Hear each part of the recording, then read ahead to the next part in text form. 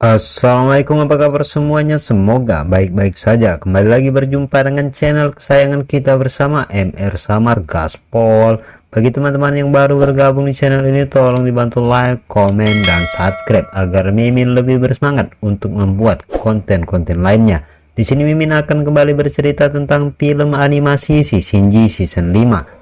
Perlu diingat bahwa video ini berisi spoiler, oleh karena itu bagi teman-teman yang tidak suka akan spoiler agar di skip aja. Dan bagi yang suka gak ada salahnya cuy untuk membantu perkembangan channel Mimin ini. Oke, kita mulai saja ceritanya. Masih di pertarungan Sun Wukong dan Kaisar Siluman Tengkorak Putih. Sekarang kamu telah selesai, teriak Sun Wukong sambil mencengkram dan meninju serta menghancurkan Kaisar Siluman Tengkorak Putih. Dia berhasil, ucap Jenderal Siluman Tengkorak.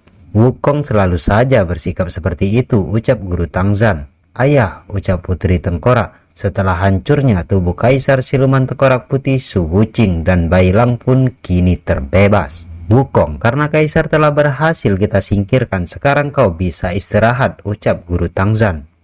Namun hal aneh pun yang tidak diinginkan terjadi. Seketika Sun Wukong menjadi aneh. Dia meraung tanpa sebab. Entah apa yang dia alami. Setelah dilihat lebih dekat, ternyata Sun Wukong terkena racun mayat dari sang Kaisar Tengkorak yang membuat dia tidak dapat menahan siksaannya dan ambruk dalam sekejap. Guru Tangzan kemudian berlari mencoba mendekati tubuh Sun Wukong, tapi dia malah melihat sang Kaisar Tengkorak yang ternyata belum mati. Dia menampakkan wujud aslinya yang sedang memegang pedang. Setelah muncul dengan wujud barunya, sang Kaisar Tengkorak mengatakan segala sesuatu tentang kutukan yang telah membuatnya tersiksa selama ini. Melihat penampakan baru dari Kaisar Tengkorak, Guru Tangzan berkata, meskipun tubuhnya mengecil, tetapi aura kematian yang dimiliki Kaisar itu malah meningkat pesat. Sang Jenderal Tengkorak yang berada di sana juga baru pertama kalinya melihat wujud Kaisar yang seperti ini. Bahkan putrinya sendiri pun juga baru mengetahui hal itu. Setelah itu dia pun mulai mengumpulkan energi kematian di tangannya dan mulai menyerap aura dengan cepat. Setelah penyerapan semua aura yang ada di sana, dia pun mempersiapkan jurusnya dan melancarkan serangannya kepada Guru Tangzan. Ketika Kaisar Tengkorak menebaskan pedangnya, Guru Tangzan terlihat sangat terkejut dengan serangan mendadak itu. Untung saja dia dapat menghindari tebasan dari pedang tersebut, walaupun dia harus menerima pukulan telak dari Kaisar Tengkorak yang menyebabkan dia terpental dan menabrak sebuah bangunan.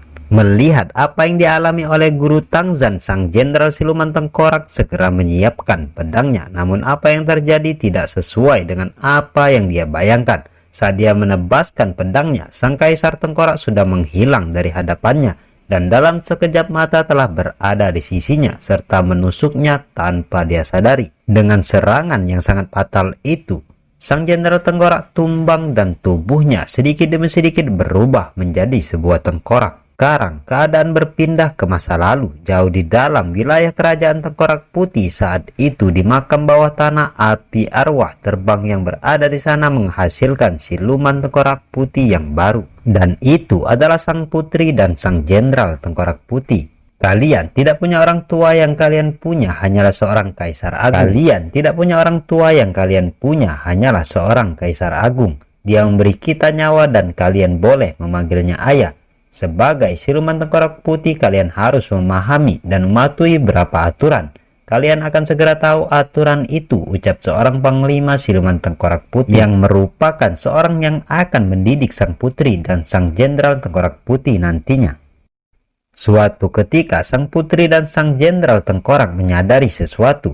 Mereka sadar kalau kerajaan Tengkorak Putih sebenarnya adalah sebuah penjara. Sang Kaisar tidak akan pernah bisa melupakan dendamnya.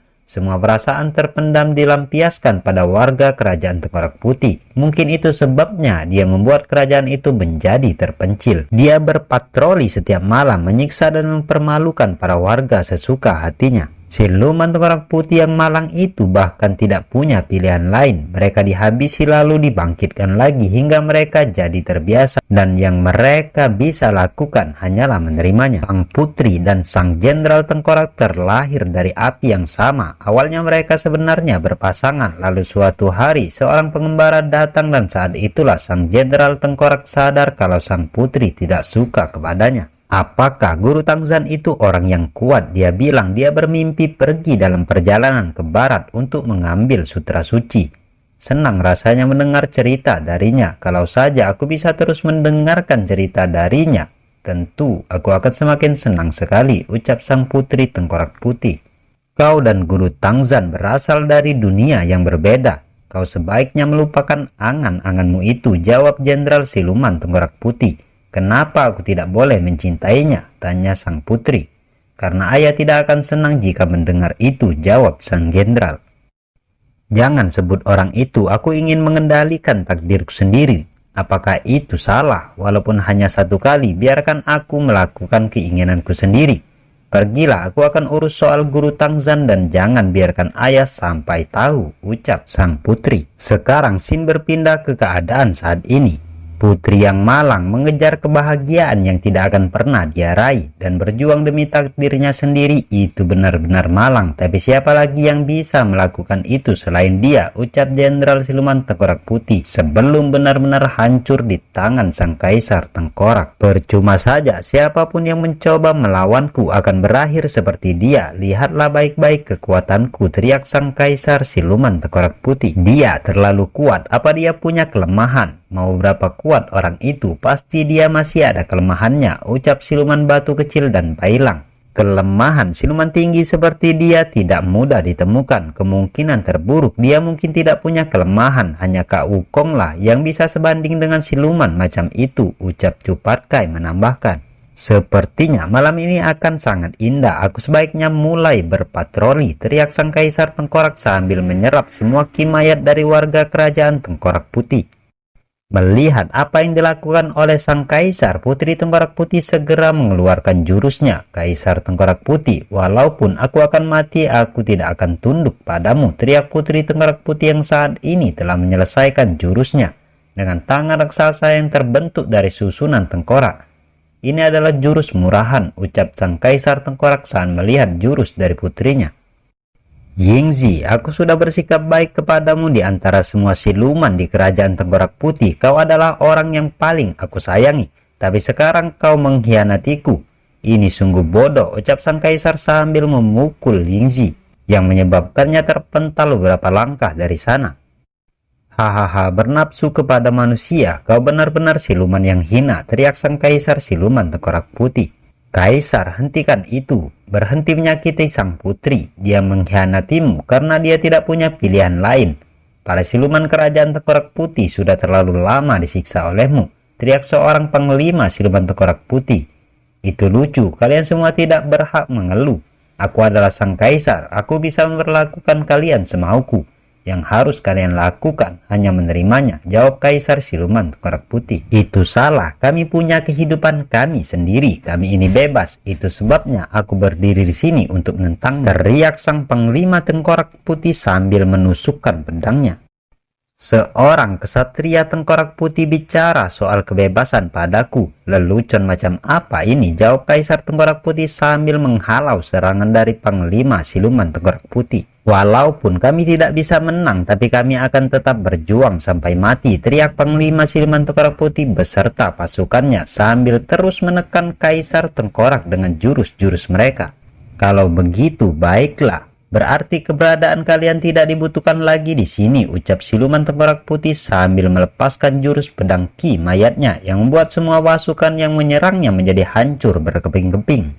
Haha, aku sudah menghadiahi mereka dengan kematian. Itu adalah sebuah berkah. Sedangkan kau, aku telah memanjakanmu dan aku tidak ingin kau mati, tapi kau sudah mengambil jalan yang salah dan aku harus memberimu pelajaran. Kau akan belajar dari awal bagaimana untuk patuh padaku, menghiburku, serta menyenangkanku, ucap Kaisar Tengkorak Putih sambil mendekati dan mencekram sang putri Tengkorak Putih.